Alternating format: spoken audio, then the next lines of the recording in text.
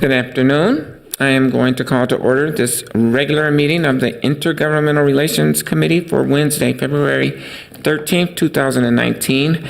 My name is Andrea Jenkins. I am the vice chair of this committee. Chair Johnson is unable to attend today's meeting.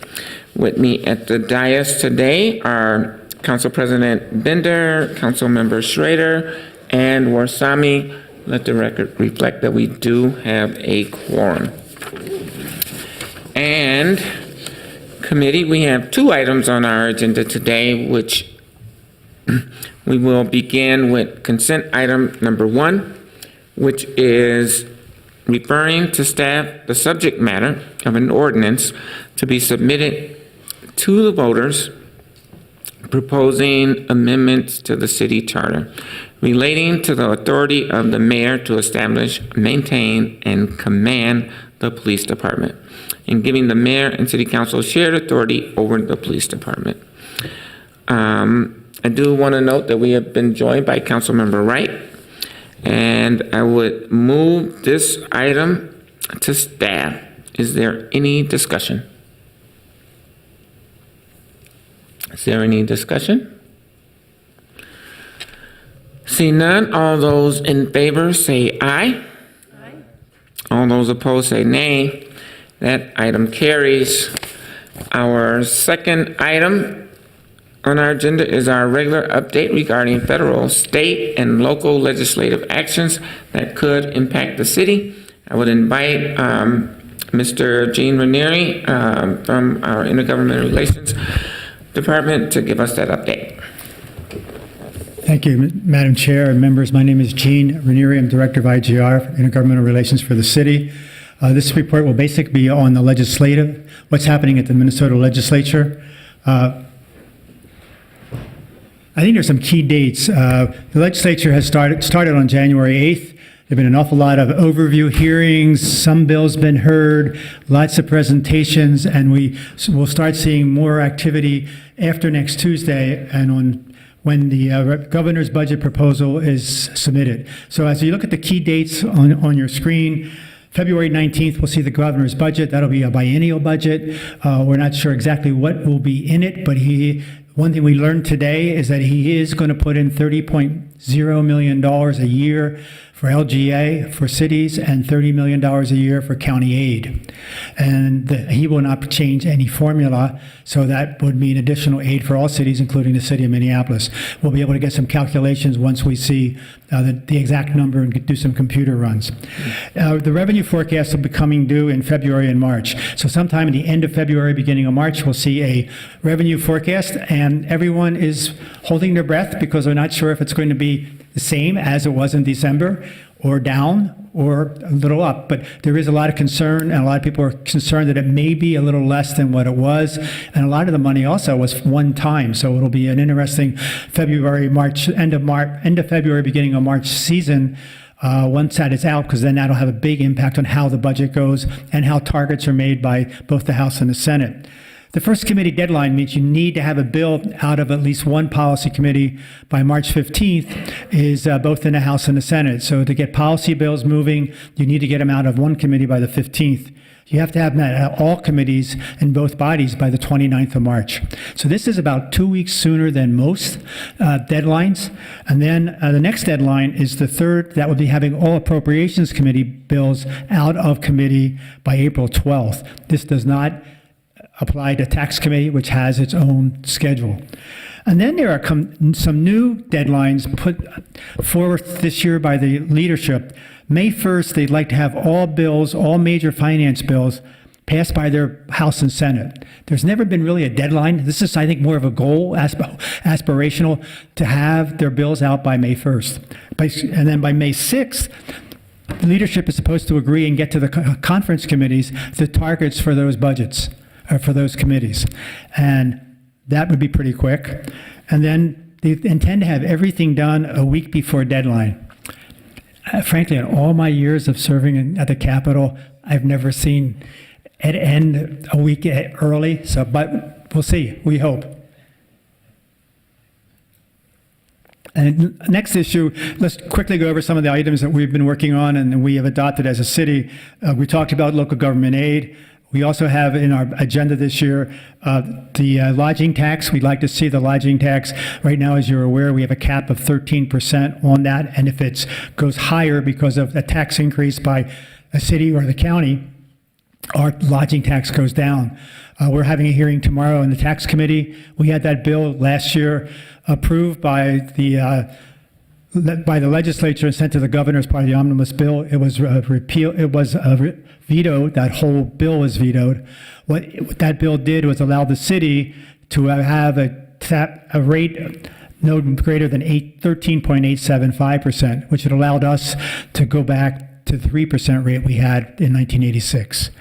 The homeowner renter tax relief division hearings. There have been some hearings, lots of discussions about renter's credit and homestead credit. I'm not exactly sure where they're going, but we've been meeting with legislators. There's a lot of interest in trying to add some dollars and maybe expand some of the income brackets so more people could qualify and maybe get some more money at the lower income. In terms of tax increment financing, our local bill for the Upper Harbor has been introduced, and it is awaiting hearings in both House and the Senate. And the PERA administrative bill is to be introduced probably next week, and that will have some implications, not some serious implications, because last year was a big bill, but there may be some changes to some of the contributions we make to the state, to PERA. And we'll have more of that probably in the next week when PERA's board meets. In capital investment, there's been usually the first year of a session is not a bonding year, but tradition is often broken. So there is a report done by the MMB saying there is fiscal capacity to do a bonding bill if we wanted to. And then we'll see. The Senate has not met. The bonding committee has not had a hearing yet in the Senate, but in the House, they have had lots of hearings.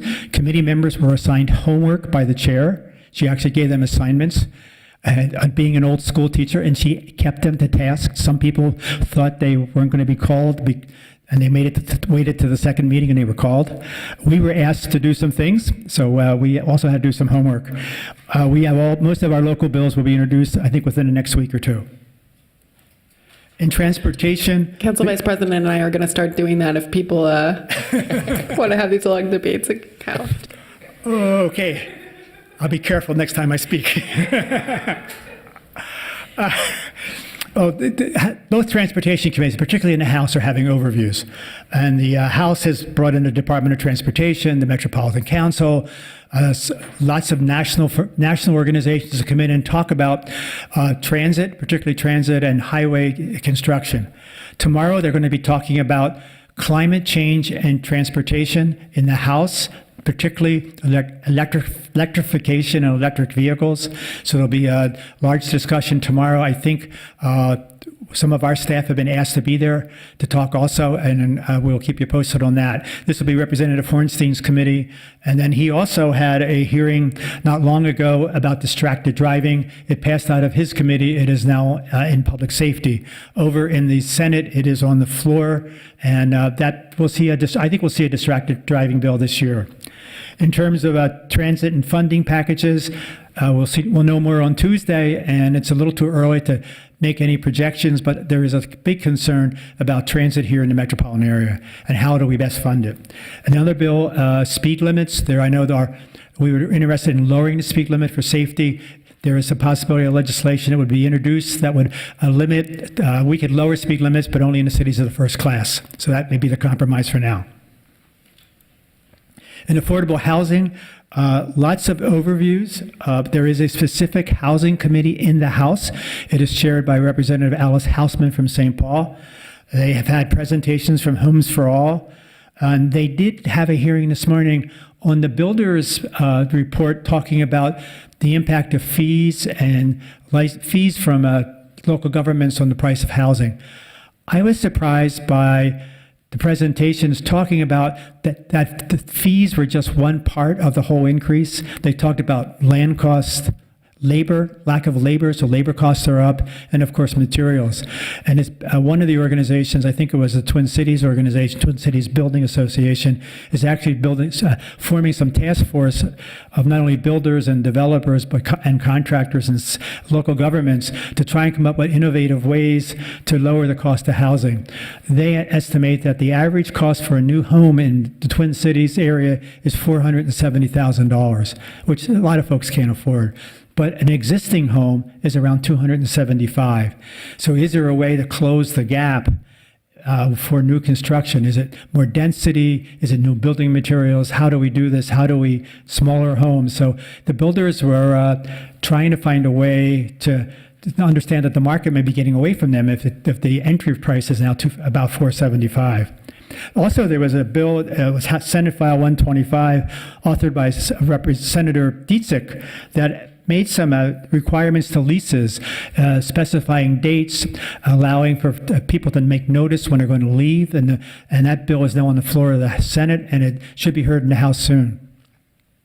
And I think there'll be more of that in the whole area of rental leasing in the next couple of weeks. Excuse me, Mr. Ranieri, we have a comment from Council President Bender. Thank you, Madam Chair. I just wanted to highlight that last piece because a lot of the work that Senator Dietzick is leading are things that we have started to try to do at the city level, but would be much more clear as state law changes. And so I'm really grateful for her leadership, particularly in starting to build bipartisan support for these really important but pretty common sense changes. The one you just described would simply require landlords to give a notification to their tenants that they're going to be evicted, which is a barrier to a lot of our renters in accessing emergency assistance funds. So again, Senator Dietzick is doing really important work in this area. And Madam Chair, I think we expect more of these to come to in the next couple of weeks. On public safety, there'll be more as we hope to add to this spreadsheet in the next couple of weeks. Every time we meet, we'll add to this.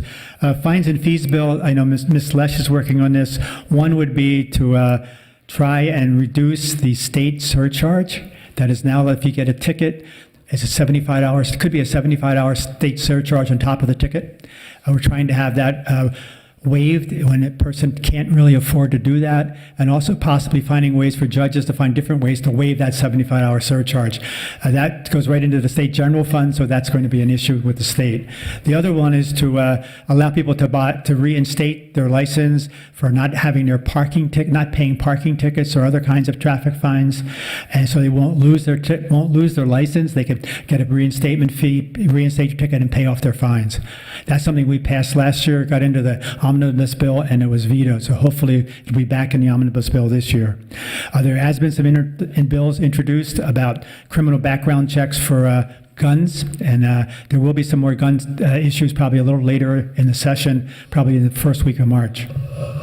Mr. Ranieri, Yes. back to your last slide. When do those fees go into effect? Is that after you are mispaying your fine, or is it the surcharge is added because you got a fine?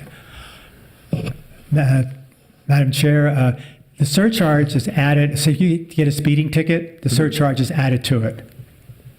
And the fees, if you're late in payment, fees are added on. And it could add up to be a significant amount of money.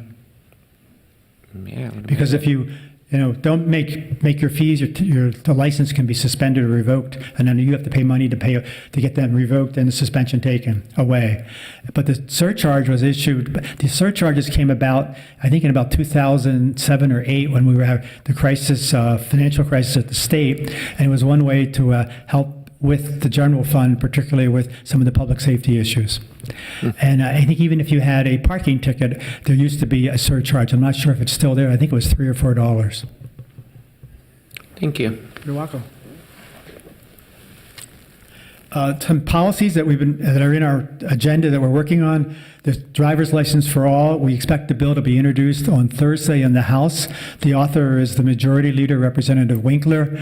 We are working to try and find a author in the majority party in the Senate, and to date, we're still working on it. The restoration to vote for persons convicted of a felony.